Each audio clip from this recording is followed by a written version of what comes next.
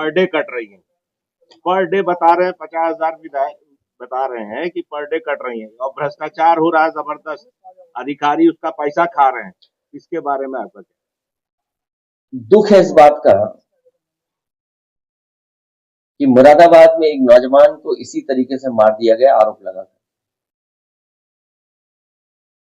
जब उनका विधायक ये कहता है कि 50,000 गाय प्रतिदिन काटी जा रही है, तो आखिरकार मुख्यमंत्री कर क्या रहे हैं?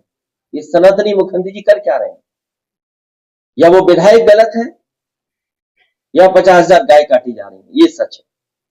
और विधायक तो यहां तक कह रहे हैं कि भाजपा की सरकार न होती या मुख्यमंत्री न होते तो वो मुख्यमंत्री आवास में घुस जाते। उन्हें शायद ये नहीं पता है कि आज जो मुख्यमंत्री है वो भाजपा के सदस्य नहीं है, इसलिए देर क्यों कर रहे हो? अगर 50,000 गाय प्रतिदिन काटी जानी है तो आइए लखनऊ और जाइए, घुस जाइए मुख्यमंत्री आवास में।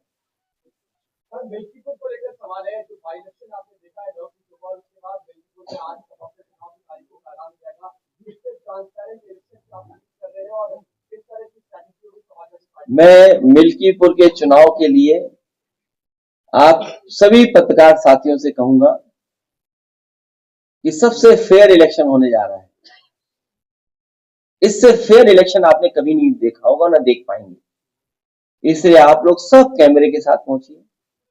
आपके साथ साथ मैं देश के पत्रकार साथियों को भी बुलाना चाहता हूं, और साथ ही साथ क्योंकि अयोध्या ऐसी धार्मिक नगरी है, वहां का चुनाव जब होगा तो न केवल देश के पत्रकार देखें बल्कि अंतरराष्ट्रीय स्तर के भी पत्रकार आए और वो देखें कि भारत में और खासकर यूपी में कितना फेयर इलेक्शन होता है।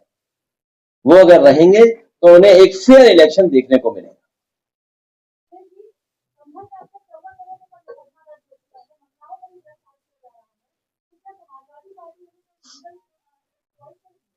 उनको पूरी कानूनी मदद दी जाएगी, और साथ ही साथ हमारे साथियों ने कहा है कि बहुत गरीब लोग हैं जिनके साथ अन्याय हुआ है, उनका नुकसान बहुत हुआ है। अभी जो कुछ हम लोग मदद कर सकते हैं उनकी करें।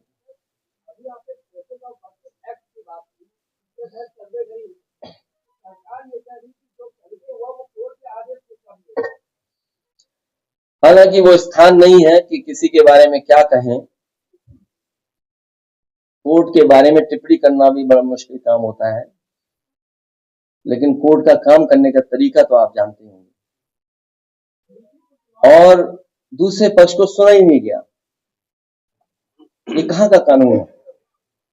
डेमोक्रेसी की बात करने वाले लोग और संविधान की बात करने वाले लोग वो जानते होंगे कि ये अनकॉन्स्टिट्यूशनल है कि जहां आप दूसरे पक्ष को सुन ही नहीं रहे हैं और ऑर्डर कर दे रहे हैं।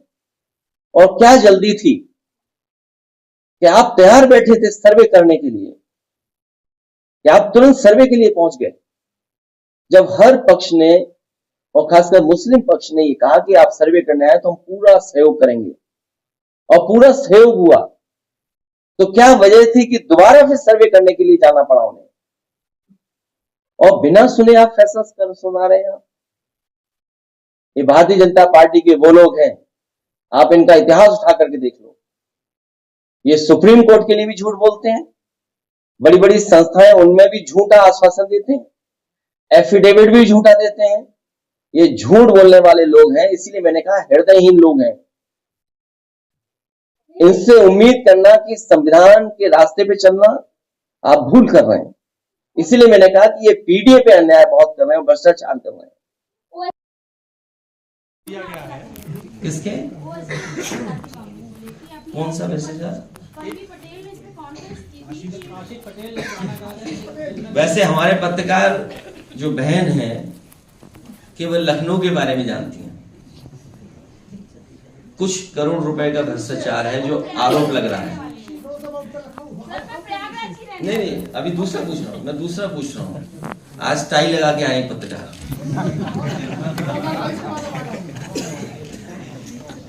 मैंने कहा है कि नए साल में गुस्सा नहीं करना है। हमारे पत्रकार साथी जो सवाल पूछ रहे हैं भ्रष्टाचार, इसलिए मैं कह रहा हूं कि अपना भ्रष्टाचार आने के लिए ये लोग कुछ भी कर सकते हैं।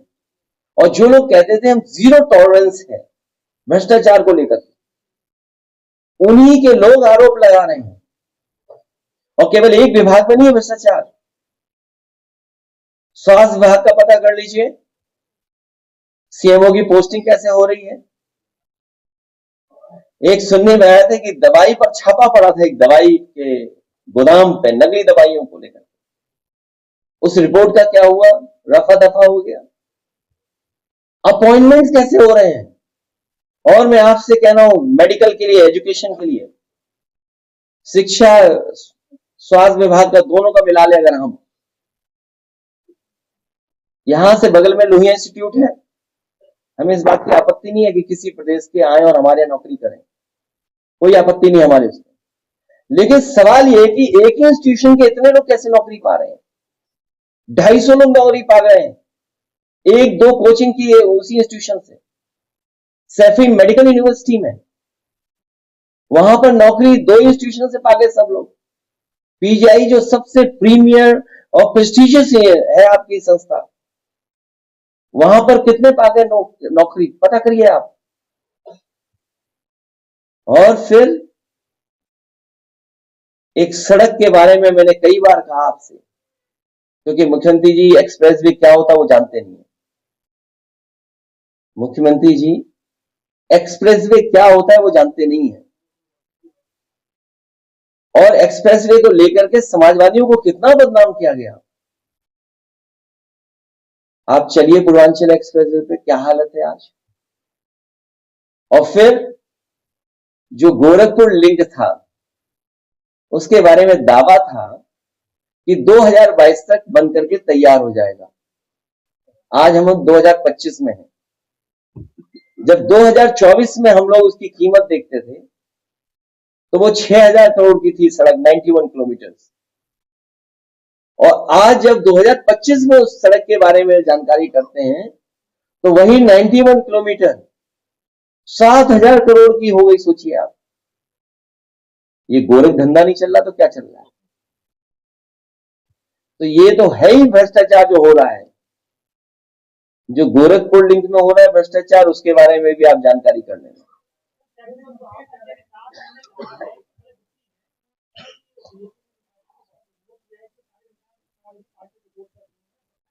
वो अपना रेट बढ़ा रहे हैं।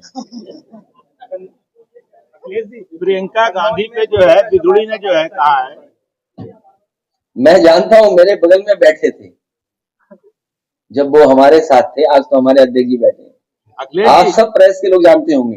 अरे प्रियंका गांधी पे जो उसने आरोप लगाए हैं विधायक ने, वो जानबूझ के छोड़ा जाता है सब नेता की, आप ध्यान हटा दें मुद्दे से, ठीक है। पीक पे भ्रष्टाचार है इस सरकार में, चाहे वो दिल्ली वाली बात हो चाहे लखनऊ वाली बात हो। पीक पे महंगाई है, आप पीक पे बेरोजगारी है,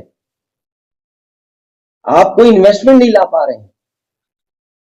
दुनिया में जब आप खड़े हैं और कहते हैं हम 5th लार्जेस्ट इकोनॉमी है, अगर 5th लार्जेस्ट इकोनॉमी आप हैं तो जिन लोगों को आप फ्री राशन दे रहे हैं उनकी पर कैपिटा इनकम क्या है। मैं अभी पत्रकार साथियों आपसे कहना चाहता हूं कि अगर आप उनके मुंह से ही निकलवा लो कि जिन लोगों को राशन दे रहे हैं उसकी पर कैपिटा इनकम क्या है, कभी भारतीय जनता पार्टी के लोग नहीं बताएंगे। तो अगर 5th लार्जेस्ट इकोनॉमी है और 3rd लार्जेस्ट इकोनॉमी बनने जा रहे हैं तो अनएम्प्लॉयमेंट क्यों है इतना, सरकारी नौकरियां क्यों नहीं मिल रही हैं, जॉब्स क्यों नहीं क्रिएट हो रहे हैं। और फिर इतने इन्वेस्टमेंट की जो बातें की गई थी बड़ी बड़ी, 40 लाख करोड़ का इन्वेस्टमेंट आएगा, कहां है इन्वेस्टमेंट। अब तो दूसरे प्रदेश के लोग इन्वेस्टमेंट मीट करने लगे हैं, आपकी इन्वेस्टमेंट मीट पुरानी हो गई, अब तो 2-2.5 साल हो गए होंगे उसको लगभग। तो 2-2.5 साल पुरानी जो आपकी इंडस्ट्रियल पॉलिसी थी उसमें जब कोई इन्वेस्टमेंट नहीं आया, जो और प्रदेश इन्वेस्टमेंट मीट कर रहे हैं, तो वो तो नई इंडस्ट्रियल पॉलिसी बना रहे होंगे, नई तरह की सुविधाएं दे रहे होंगे। तो इन्वेस्टमेंट आपके आएगा कि उनके आएगा। और दुख की बात तो यह है कि देश के प्रधानमंत्री जी भूल गए यहाँ के 40 लाख करोड़ के इन्वेस्टमेंट को और वहां के इन्वेस्टमेंट के लिए अपील करने जा रहे हैं। और बात आगे तक जाएगी तो सुनने में आया है कि मिलने मिलाने का व्यवहार का हिसाब किताब पूरा हो रहा है। वो अपने कार्यक्रम में नहीं बुला रहे हैं तो वो दूसरे कार्यक्रम में नहीं जा रहे हैं। अगर वो अपने कार्यक्रम में नहीं बुला रहे हैं तो उनकी तस्वीरें होर्डिंग से हटा दी जा रही है। जरा गौर से देखिएगा। अखिलेश जी, संजय निषाद ने कहा है तो कि जो लोग किसान को आय दोगुनी नहीं दे पा रहे, वो इसी तरह की भाषा इस्तेमाल करेंगे जिससे कि मुख्य जो सवाल है, बुनियादी सवाल, उनसे ध्यान हट जाए। अखिलेश जी, संजय निषाद का बयान आया है कि जब सपा ने उनके दफ्तर के दरवाजे बंद कर दिए।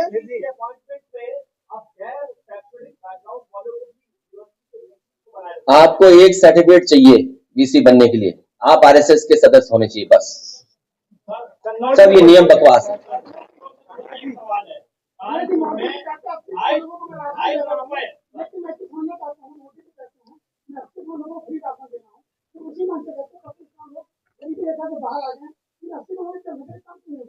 ये आपका सवाल एकदम ठीक है। इसी बात को तो हम लोग नहीं समझ पा रहे कि आखिरकार 80 करोड़ लोगों को आप राशन दे रहे हैं और फिर कहते हैं कि हमने गरीबी रेखा से बाहर निकाल दिया। आखिरकार आपकी गरीबी मानने का मानक क्या है? आप गरीब किसको मान रहे हैं? क्या कोई मानक है आपके पास जिससे गरीबी का आप आकलन कर सकेंगे कि ये गरीब है? यहां तो हम सब गरीब बैठे लोग हैं।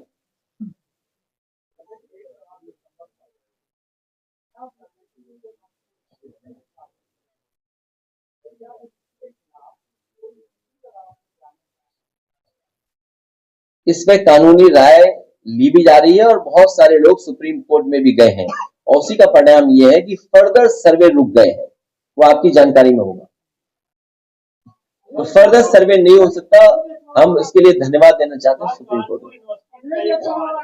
आपके छात्रों ने अभी आंदोलन किया, 250 रुपए फीस मायावती जी के में आपके समय थी बैक पेपर की, आज 750 रुपए एलएलबी की बैक पेपर की फीस हो गई है और गरीब छात्र तिल के तड़प के मर रहा है और कह रहा है कि शिक्षा को दूर कर रहे थे, शिक्षा को दूर कर रहे हैं गरीबों से।